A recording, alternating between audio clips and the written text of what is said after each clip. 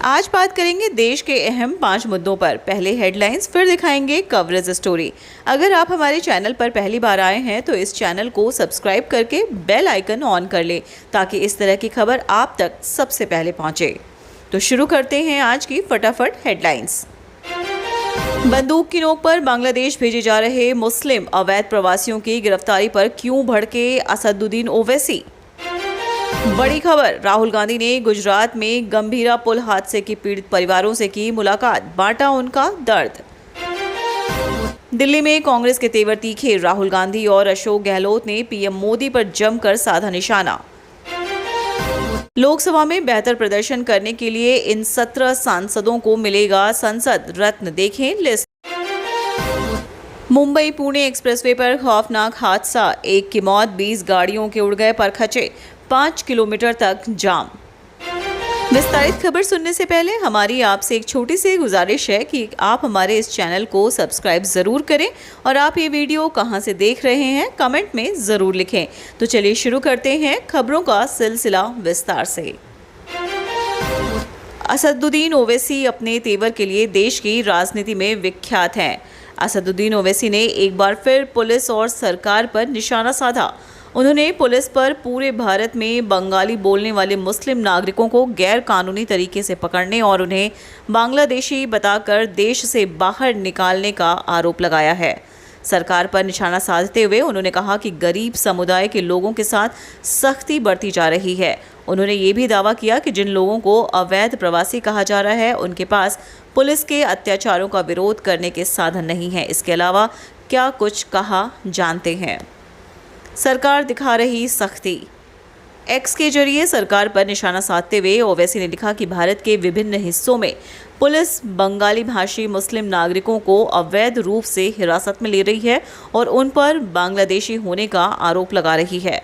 बंदूक की नोक पर भारतीय नागरिकों को बांग्लादेश में ढकेले जाने की परेशान करने वाली खबरें आई हैं। यह सरकार कमज़ोरों के साथ सख्ती से पेश आती है और ताकतवर लोगों के साथ नरमी दिखाती है।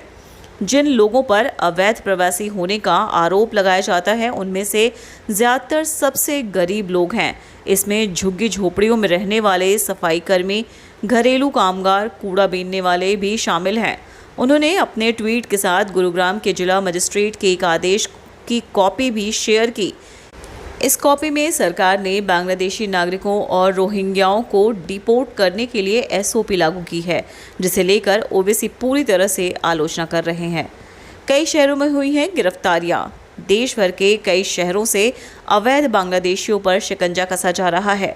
गुरुग्राम में कई अवैध बांग्लादेशी पकड़े गए हैं। बीते दिन राजधानी दिल्ली में 18 बांग्लादेशी नागरिकों को गिरफ्तार किया गया था जो अवैध रूप से छुपे हुए थे।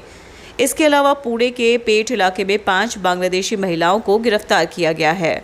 ये महिलाएं नकली दस्तावेज बनवाकर भारत में रह रही थीं। इनके पास कोई भी वैध दस्तावेज नहीं थे। इसके अलावा असम सरकार भी अवैध रूप से रह रहे लोगों पर शिकंजा कस रही है और बेदखली अभियान के तहत अतिक्रमण को हटाया जा रहा है।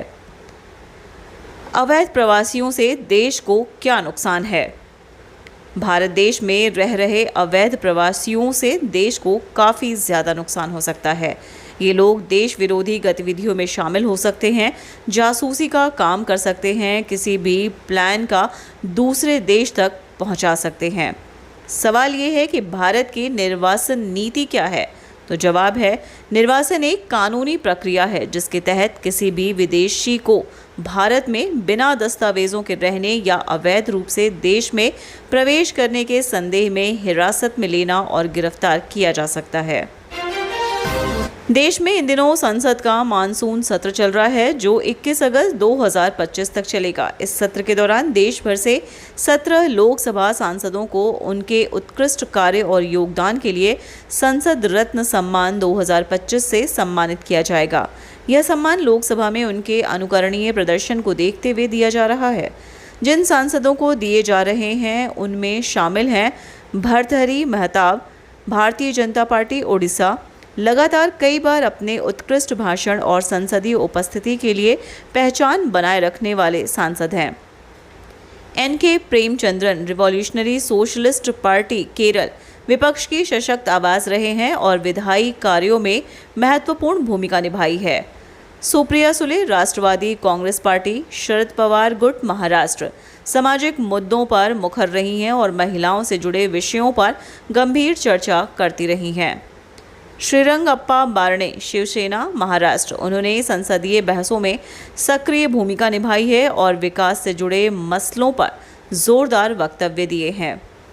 अन्य सम्मानित सांसदों में शामिल हैं स्मिता उदयवाग भाजपा, नरेश महस्के शिवसेना, वर्षा गायकवाड़ कांग्रेस, मेधा कुलकर्णी भाजपा, प्रवीण पटेल भाजपा, विद्युत बरण महतो भाजपा, दिलीप सैकिया भाजपा। इन सभी जनप्रतिनिधियों को इस सम्मान के माध्यम से उनकी जनसेवा, जनप्रतिनिधित्व और संसद में निरंतर भागीदारी के लिए सराहा जाएगा। यह पहल संसदीय संस्कृति को मजबूत करने और बेहतर प्रतिनिधित्व को प्रोत्साहन देने की दिशा में एक महत्वपूर्ण कदम है। 4 सांसदों को मिलेगा विशेष जूरी पुरस्कार।